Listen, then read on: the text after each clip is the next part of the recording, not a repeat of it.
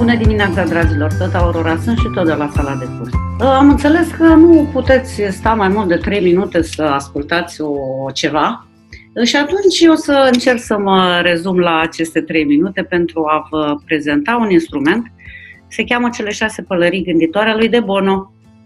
La ce îl folosim? Îl folosim atunci când analizăm o situație și avem de luat o decizie.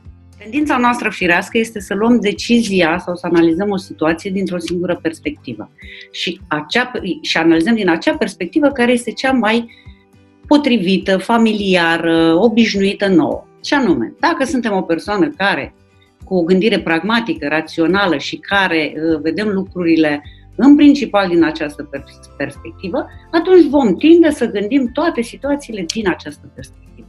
Ce face De Bono? De Bono ne arată că putem gândi lucrurile și lua deciziile din mai multe perspective. Și anume, ce spune teoria cele 6 pălării gânditoare a lui De Bono?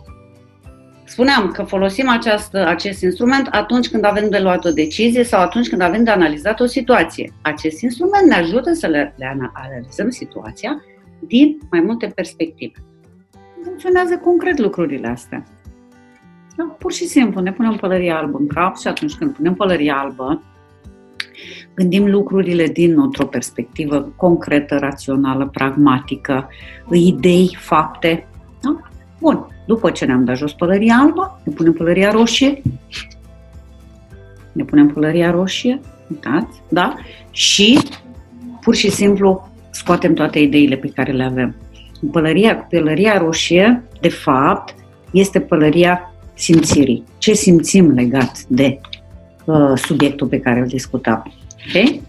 Am scos pălăria roșie și ne punem din nou ca pălăria, de data aceasta, galbenă. Galbenă. Ce mi-aduce bun? Care sunt beneficiile pe care le obțin din această situație? Da?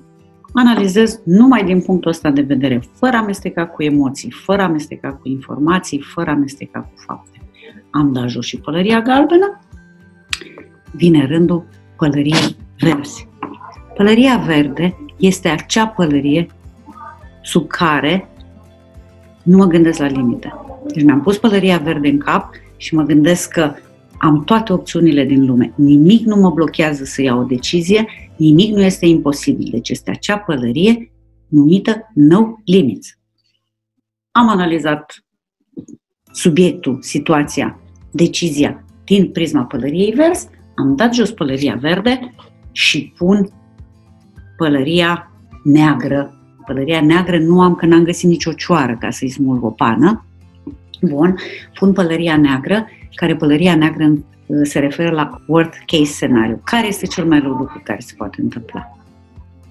După ce am analizat situația, problema, decizia pe care o am de luat și din această perspectivă, îmi dau toate pălăriile jos și îmi pun pălăria albastră. Ce face pălăria albastră? Pălăria albastră sumarizează, pune împreună toate percepțiile pe care eu le-am avut, toate informațiile, toate beneficiile, tot ce am gândit sub celelalte pălării, pun împreună, sunt puse împreună sub această pălărie albastră. Ok? Acestea sunt cele 6 pălării. Recapitulăm, sub pălăria albă, ce fac? Caut informații, sunt obiectiv, sunt neutru, sunt pragmatic, sunt rațional. Sub pălăria roșie, sunt atent la emoții, ce simt legat de situația respectivă. Cu pălăria galbenă, mă gândesc la ce este pozitiv, ce este benefic, ce este bun în această situație. Pălăria neagră, sunt prudent. Mi-am pus pălăria neagră și mă gândesc la protecție, la critici, la prudență, ce se poate întâmpla în cel mai rău caz. În pălăria verde deja nu am nicio limită. Cu pălăria verde mă simt cumva așa ca pe un câmp, copil și mă gândesc că orice este posibil. Orice este posibil, nimic nu mă încurcă, n-ar exista nimic care să mă facă să mă opresc. Și pălăria albastră le pun împreună pe toate cele 5 pălării. Sub pălăria albastră trag concluzii. Pălăria albastră mă cunosc și văd dacă gândesc lucrurile mai curând prin prismă emoțională, prin prismă rațională, prin prismă drop de sare. Eu asta am avut să vă spun astăzi. Aveți grijă de voi și ne vom revedea. Dar până data viitoare, să fiți bine, să fiți frumoși, să aveți izbândă tot ce faceți. Pe curând!